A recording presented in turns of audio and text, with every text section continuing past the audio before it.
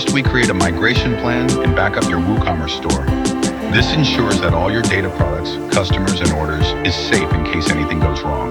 Next, we export your store data, including products, orders, customer details, and reviews, making sure everything is formatted correctly for Shopify. While the data is being prepared, we set up your Shopify store, selecting a theme that best fits your brand and customizing the layout to match your original design. Now we import all your data into Shopify, making sure that product images, categories, and customer details are properly mapped.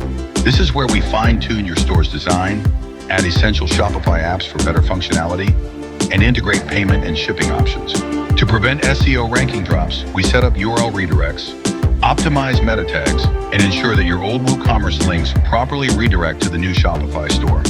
Before going live, we thoroughly test your store, checking the checkout process, payment gateways, and mobile responsiveness to ensure everything runs smoothly. Now it's time to launch.